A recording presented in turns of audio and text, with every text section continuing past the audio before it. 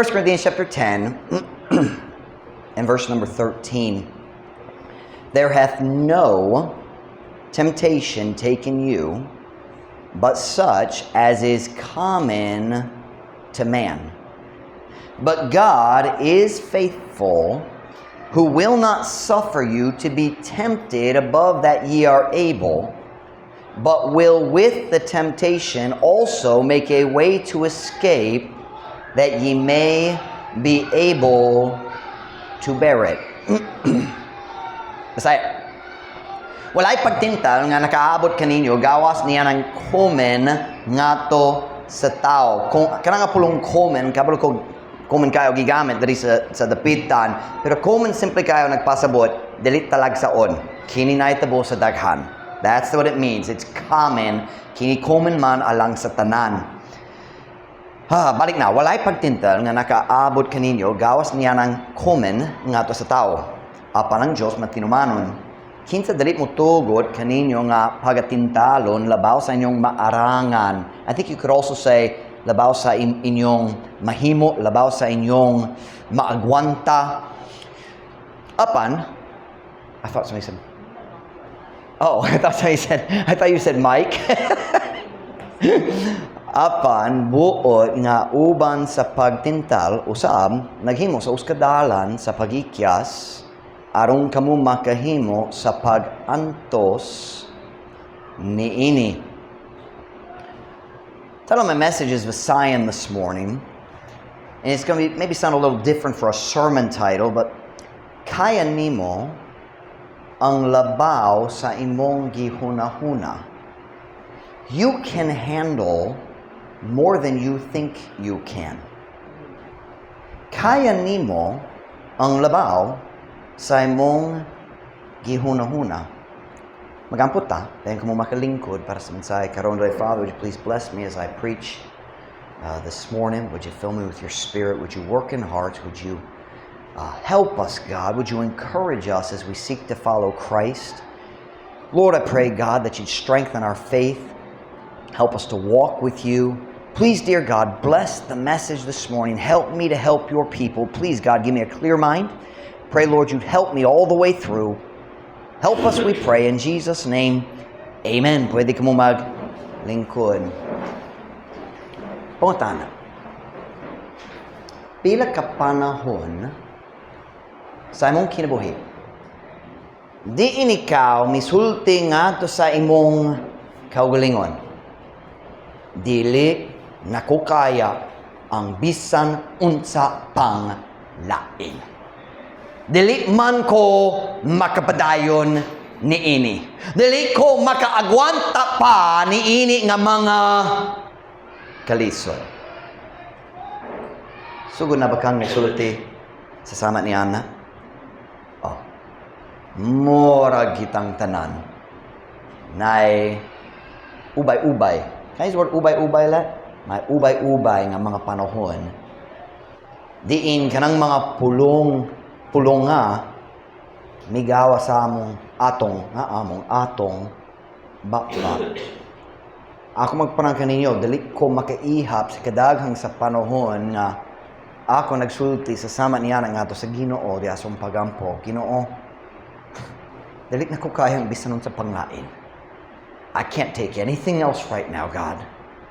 Kinahanglan ko sa imong tabang. You ever been there? Nakasinati ba? Kuman kayo na. Pero karong bunta, ganahan kong mangutanat ninyo. Sa dihang kana nga mga pulong ligawas sa imong bakba. Ginoo, di ako kayang bisan unsa pang lain. This is it. I can't take anymore. I can't handle it. When you said those words, nawala ba diretso ang tanan nimong mga problema? O naragyapon? Naragyapon. Niyan ang mga panahon nga ikaw misulti, dili na nako kaya kini nga pag-antos. Naghunong ba diretso ang imong kasakitan sa kasing-kasing? What yun? Naragyapon. Nag-feel ka nga dili ka makapadayon. Ikaw nagsulti, di na ko kaya! But wait a minute. Naapagkadere. Diba? Wala namatay. Wala nagbiya sa Ginoo. Na padre. Do you know what that tells me? Somehow you continued when you didn't think you could take another step. Stay with me for a minute. I'm going to help you in a minute. Ikaw nagpadayon, sa dihang ikaw naghunahuna, sa dihang ikaw nagbati nga dili ka makahimo sa sunod nga lakang, pero naghimo ka sa sunod nga lakang sa imong kinabuhi. Do you know what that tells me? You don't actually know how much you can handle. Stay with me. Wala ka nahibulog gayud kung unsa ang kaya nimo ni ining kinabuhiya. Because ikaw nagsulti, di na ko kaya. Dayon nagpadayong gihapon. So actually, you don't know how much you can handle. This seems like a really simple truth, almost silly. Simply kayo ni. But it's not. Listen to me very carefully this morning. You need to understand the truth this morning. You don't know how much you can handle, but God does. Wala ka kabalo kung unsa kaya nimo, pero ang Diyos man, siya nahibalo. Let's go back to our text verse this morning, 1 Corinthians chapter 10 and verse 13. 1 Corinthians chapter 10 and verse 13.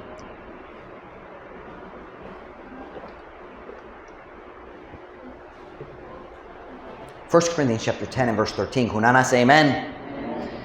There hath no temptation taken you, but such as is common to man. I want you to notice, kanan ko makamatiko sa pulong temptation, pagtintal. There hath no temptation taken you, but such as is common to man.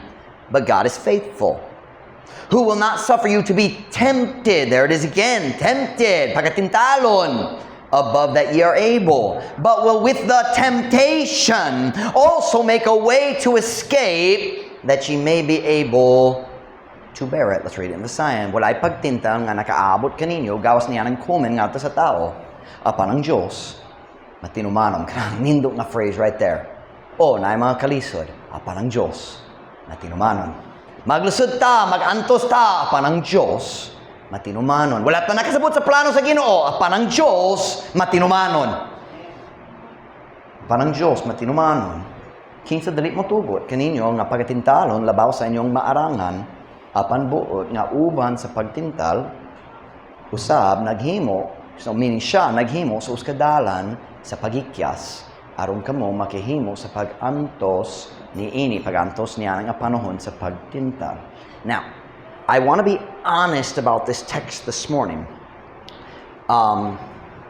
I forgot to give you this. I need you to help me, Led. I forgot to put the definitions in that outline, but you can write them. Visayan lang. Direta, Led. We'll just put them on the board. Ang pulong tempt sa Biblia, ang pulong tempt na ay tulo ka pasabot. At least 3 different meanings for the word tempt. Put 1, 2, and 3 as far as we're going to list them. Ang unang pasabot or sa pagtintal, mao ang idea, ang pagdani ngadto sa sala. Kanang ko mga paagi kami mo gamit sa tempt. Most of the time we say tempt, we're talking about being drawn towards sin. So ang pagtintal nagpasabot ang pagdani ngadto sa sala. Kung mukita ka sa butang kabalo ko sayop na pero nadani imong kasing-kasing. That's temptation. But there's a second meaning of temptation in the Bible, and sometimes that is ang pagsulay sa imong pagtuo. The testing of your faith. When a test comes, a trial, usa ka pagsulay. Sometimes the Bible uses tempt to mean a time of testing. Uska panahon sa pagsulay. Thirdly, are we keeping up?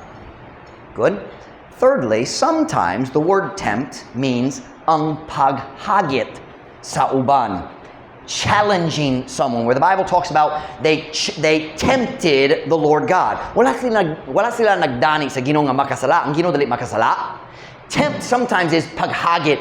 It's challenge. They said, Oo, ang Ginoo mihatag og bread, makahatag pud siya sa karne. They were challenging him. So we have three different meanings here sa tempt. Ang pagdani nga sa sala, ang pagsulay or pagtest sa imong pagtuo, o ang paghagit sa ubang tao. Para nako, magprangka ko. Ang unang pasabot sa verse, kung mukita ka sa pulong temptation, tempt, ang unang pasabot niya nga verse, kini diri sa number 1. Kana nga verse is primarily talking about temptation of sin. How do you know that? Kana manggurang context. Back up to verse 6. All the verses nga mag-una sa 1 Corinthians 10:13, nag-istorya kabayan sa sala. 1 Corinthians chapter 10, I'm not going to do the sign, just the English, para sa time, pasi mag-translate ko gamay. 1 Corinthians 10:6, now these things were our examples, to the intent that we should not lust, that is sin, after evil things, as they also lusted. Neither be ye idolaters, ayaw pagsimba sa mga larawan, sa mga revolto, as were some of them, as it is written, the people sat down to eat and drink and rose up to play. Neither let us commit fornication, kanang daotang sexual nga sala, wala naminyo, sa mga tao wala naminyo. Neither let us commit fornication, as some of them committed and fell in one day, 320,000. Neither let us tempt Christ, that right there, sila naghagit ni Kristo. It's translated nanintal, but it means hagit. Neither let us tempt Christ, as some of them also tempted and were destroyed of serpents. Neither murmur ye. Kabalo mo sa pulong murmur? Bagulbol. Ayaw pagbagulbol sa mga tao sa Old Testament nagbagulbol. As some of them also murmured and were destroyed of the destroyer. So kining context, ang Diyos mihatag sa mga panaglitan sa laing tao nga nakasala. Dayon iyang gisulti sa atong verse. Ayaw paghunahuna. Ako lang nag-atubang sa pagtintaw sa niini. Ako lang naglusod niini nga kaluyahon. No. Komen kayo ang pagtintaw sa sala. Ang tanan tao madani sa sala. That is what this is talking about. However, that being said, I think it is also fair to say this verse can be applied to the second one. There hath no temptation taken you but such as is common to man. But God is faithful, who will not suffer you to be tempted, to be tested above that ye are able. Let me look at that in the Sion. I'm going to add a word just to give a little more clarity.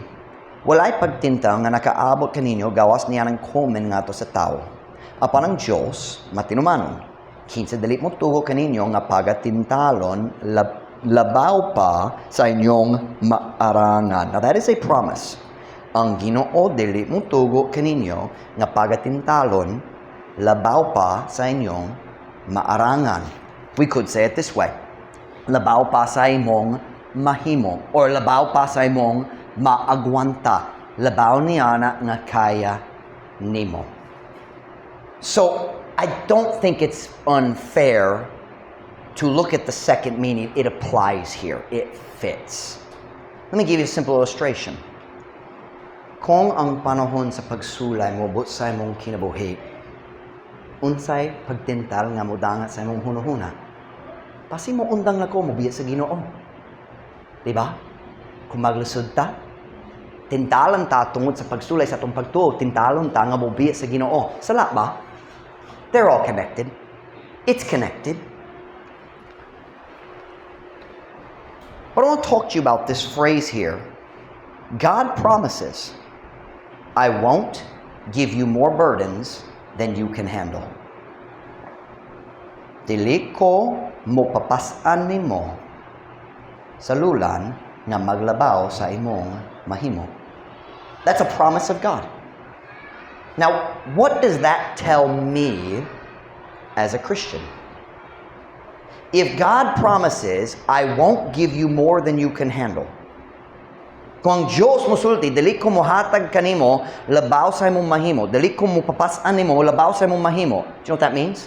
God knows what I can handle. And I don't.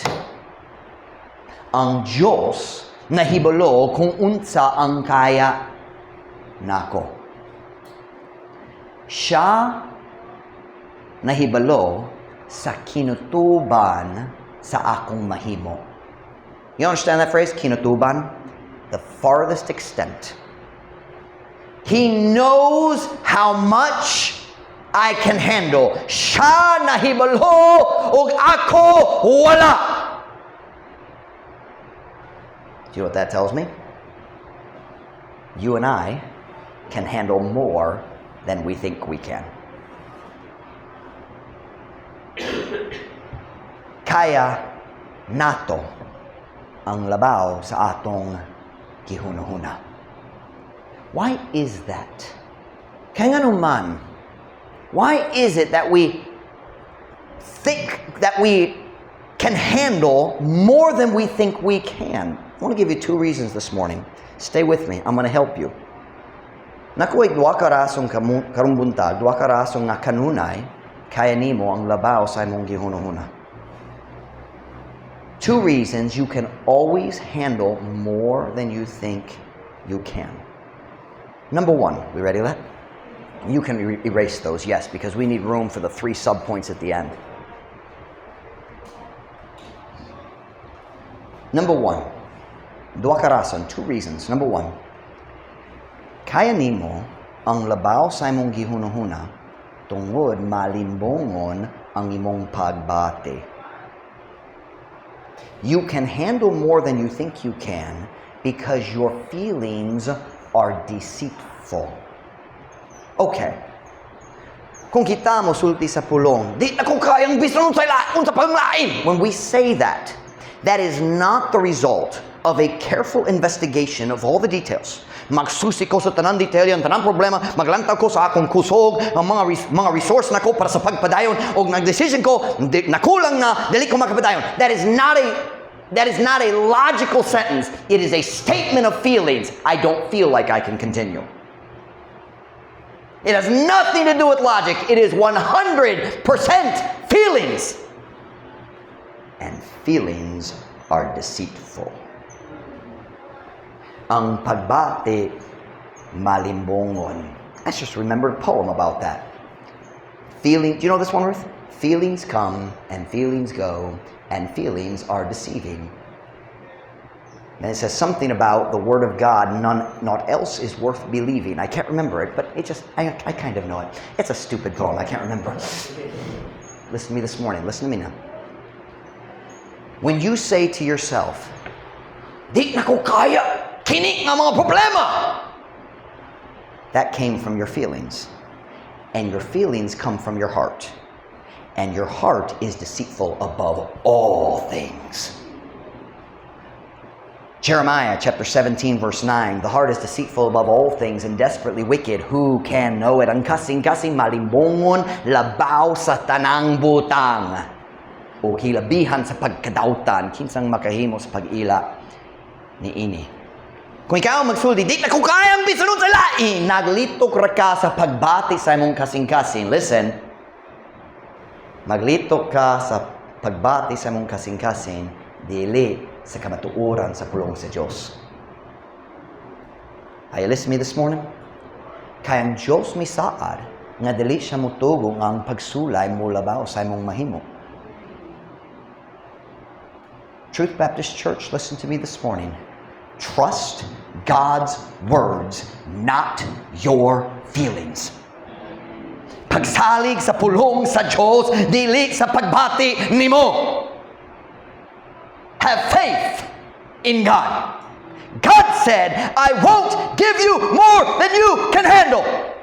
Dili ko mohatag kanimo sa lulan nga molabaw sa imong mahimo. Ang imong pagbati, ang musulti nimo, di nimo kaya. Pero ang Diyos misaad, dili kumutugo ni Ana nga dili nimo kaya. Kinsa imong tuhan? Imong pagbati nga malimbongon o ang kasaligan nga pulong sa Diyos? It's your choice. It's your choice. I love Mark 11:22. I struggle to live Mark 11:22, but I love it. Turn there with me, please. Mark 11:22. Maglantaw ta.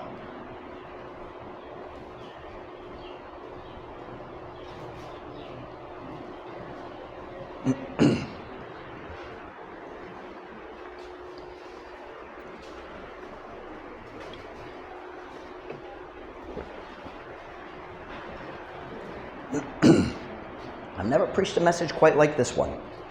Mark 11:22. Kunana say amen? And Jesus answering saith unto them, have faith in God.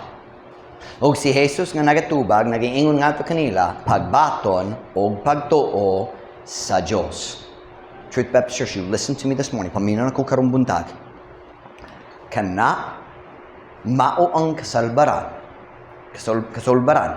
sa matag problema sa imong kinabuhi. Have faith in God.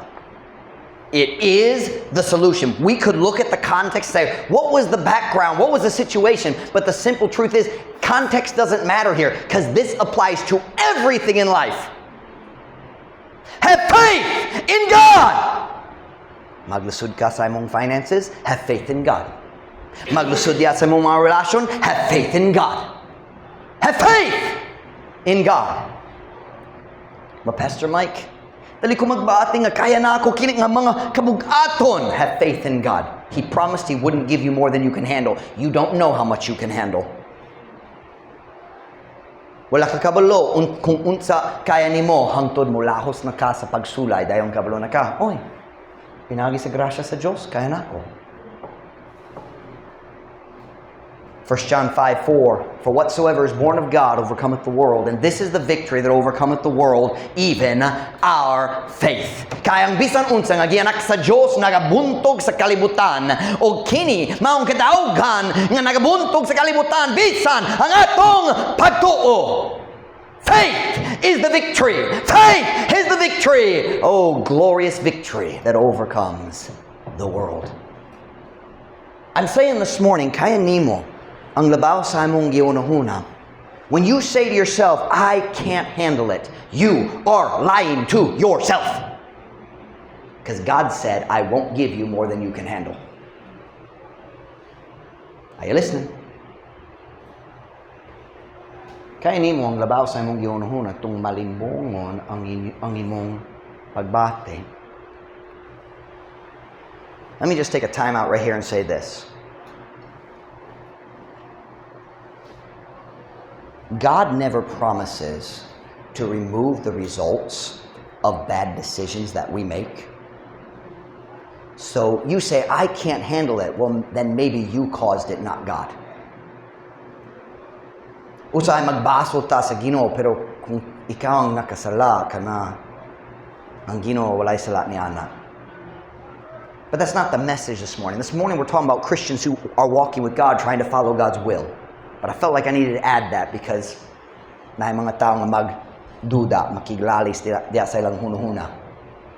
I said, number one, kaya nimo ang labaw sa imong gihunahuna tungod malimbongon ang imong pagbati. Imong pagbati ang musulti nimo nga di nimo kaya. Ang pulong sa Dios nagingon, I can do all things through Christ. Number two, kaya nimo ang labaw sa imong gihunahuna tungod ang grasya motapal sa kakulang sa imong mahimo. Ang grasya motapal sa kakulang sa imong mahimo.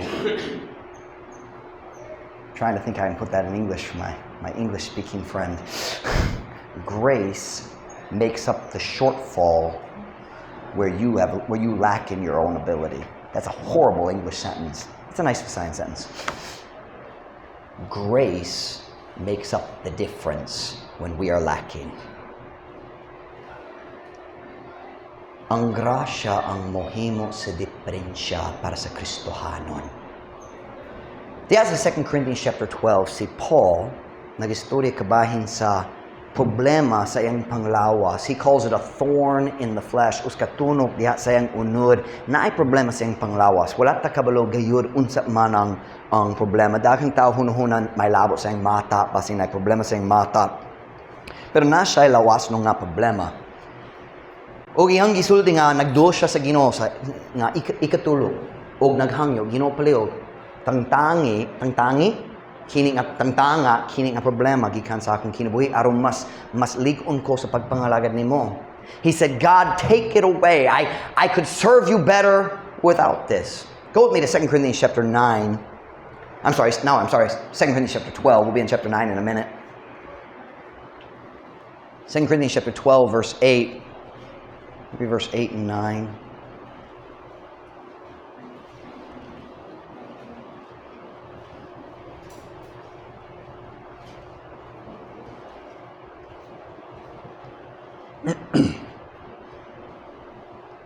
Second Corinthians chapter 12, verse 8. Kung nasa amen? For this thing I besought the Lord thrice, that it might depart from me. O kini nga problema nga kini makuha. Tungod niining butang nga ako mihangyo sa Ginoo sa makatulo, nga kini unta mo biya, kikan kanako. Pero tanawang tubag sa Diyos sa verse 9. And He, that's God, said unto me, My grace is sufficient for thee, for my strength is made perfect in weakness. Most gladly, therefore, will I rather glory in my infirmities, that the power of Christ may rest upon me. Verse 9 sa Isaiah, ug siya miingon ngari kanako, ang akong grasya, paigo, alang kanimo. Kaya nga akong kusog, gihimo nga himpit diha sa kahuyang. I want to teach you something this morning. I want you to listen very carefully. Sa atong Kristohanong kinabuhi, kung mag-atubang ta sa mga pagsulay o kalisod o magpasan ta sa kabugaton, usahay ang Diyos mohatag kanato sa kalooy aron mutabang, o usahay siya mohatag sa grasya. But they are not the same thing. Grace and mercy are related, but they're not the same thing. Sometimes we limit their meaning to a very small scope, but let me explain to you a simple way to understand the difference between mercy and grace. Sometimes God gives us mercy, and sometimes He gives us grace. I'm going to say it in English first, then Visayan. Listen carefully. Ang kalooy, I'm saying in English, and I said it in Visayan. Mercy lightens the load. Grace gives strength to bear it. Ang kalooy magpagaan sa atong kabugaton, ang grasya mohatag kanato sa kusog aron kana mapasan nato. But either way, God makes sure we can bear it. Kung mag-decision siya nga mohatag sa mercy, mukuha sa problema, o kung mag-decision siya mohatag sa grasya aron mapasan nato, either way, kaya nato tungod niya. God said to Paul, niini nga kahimtang, niini nga problema sa imong kinabuhi, di ko mohatag nimo sa kalooy. Di ko mo tangtang sa problema. Ako mohatag kanimo sa grasya aron kaya nimo ang pagpasan sa kabugaton. I messed that up every time. It's not kabugaton. It's I can't say that word today. Bugat is the root word. Bugat. Kabugaton. It's a stupid word. Little boy, don't you laugh at your pastor. And I have feelings. I can't find them. I think they're in my office. But somewhere, I have feelings.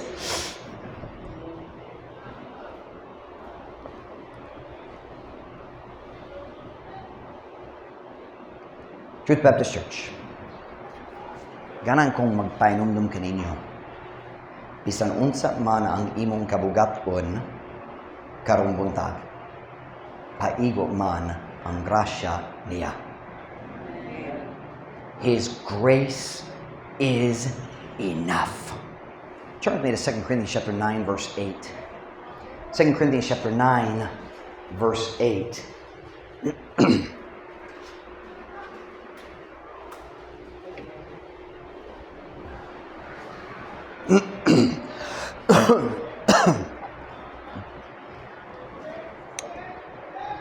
Second Corinthians chapter 9 and verse number 8. I want you to notice all the alls in this verse in English. 2 Corinthians chapter 9 and verse 8. And God is able to make all grace abound towards you, that ye always, having all sufficiency in all things, may abound to every good work. That phrase, having all sufficiency, is hard to translate. Let me just read it for you. O ang Diyos makahimo sa pagpadagaya sa tanang grasya nga anha kaninyo. Aron nga kamo, kanunay nga nagabaton og igo nga pagkasinakapan. Diya sa tanang mga butang, mudagaya nga to sa matag maayo nga buhat. I want you to notice, all grace equals all sufficiency. Kung naay grasya, paigo na. Nga naman, nga kaya nato ang labaw sa atong gihunahuna, tungurang grasya mo tapal sa atong kakulang.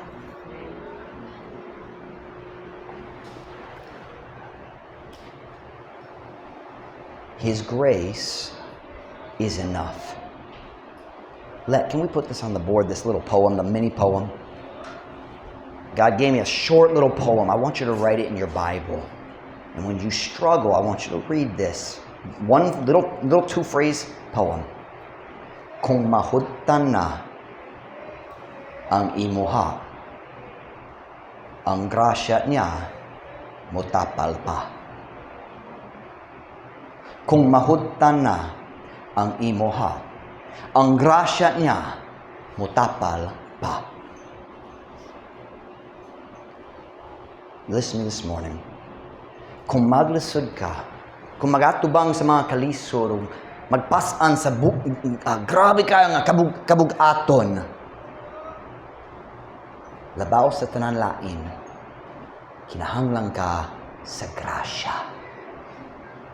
Kinahanglan ka sa grasya. Did we get it, Len? Kung mahudtan na ang imuha, ang grasya niya mutapal pa. Ang grasya niya mutapal pa. Ang grasya ang mutapal sa kakulang sa imong mahimo. Di na ko kaya tinuod, pero napay grasya. Napay grasya. Can I give you some simple illustrations from the life as we live? Kung mabuslot na ang ligid sa imong kinabuhi, ang grasya mao ang mutapak. Kung ang imong kasing-kasing nagisi sama sa uskasanina, ang grasya mao ang mutahi. Kung sama ka sa sakyanan nga may nadaot nga makina, ang grasya maong mekaniko nga makapaandar kanimo pag-usab. Kung imong kinabuhi murag picture nga nakuspaw na, ang grasya mo pintal kanimo pag-usab. Kung imong kinabuhi sa usa ka malak nga deserto, ang grasya maong ula nga maghimo niyana nga mabungahon nga tanaman. Truth Baptist Church, I'm just trying to say, grace is what you need, and grace is enough. Ang grasya maong imong kinahanglan, ug ang grasya paigo man. And can I give you a third one? Let's put those on the board. Make them sub-points, not 1, 2, 3, A, B, C. Grace is what you need. Letter B, grace. So letter A, grace is what you need. Letter B, grace is enough. Now turn with me what she's writing, Hebrews chapter 4, verse 16. Hebrews chapter 4, verse 16.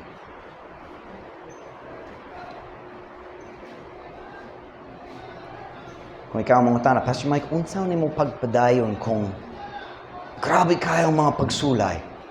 Grasya sa Ginoo lamang. Only by God's grace. Hebrews chapter 4, verse 16. Hebrews chapter 4, verse 16. Kunana, say amen. Let us therefore come boldly under the throne of grace, that we may obtain mercy and find grace to help in time of need. There they are, mercy and grace. Sometimes God gives mercy, sometimes He gives grace, and usually He gives a mixture of the two. Busa, muduol kita nga maisogon nga sa trono sa grasya.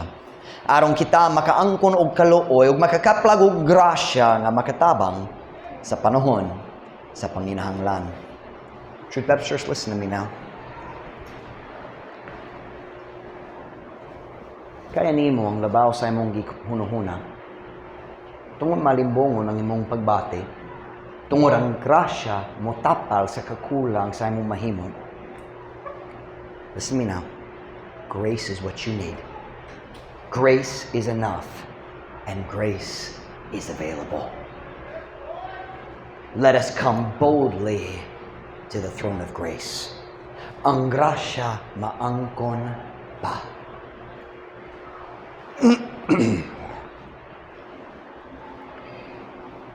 I want to remind our church this morning, don't trust your feelings.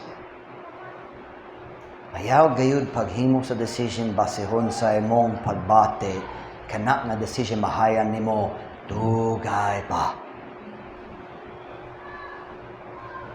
Stop telling yourself, I can't take anymore. And tell yourself, I need more grace. Undang yung pagsulti sa imong kaugalingon, di na ko kayang bisan unsa panglain. Inang imong kaugalingon, kinahanglan ko mo sa Ginoo armoan ko mas daghang grasya. Kayo daghang mat grasya, dagaya. Grace is enough. Grace is available. Kahapon, samtang nag-andam ko ni ini nga mensahe, naghuno-huno ko kabayan sa English song, magkakaton ko sa Bible College. Ang ganing buntag ni anhi ko diri sa church, aron mag-andam para sa service karon, and ang Diyos nagsugod, naglihok, nag-push na ko, and I started translating the song. I worked from about 7 till about 8:20, and it fits so good. It's for the message today. Do you know that's what grace is for? Micah, remember that song from college? That's what grace is for. I translated that today. I want to sing it for you.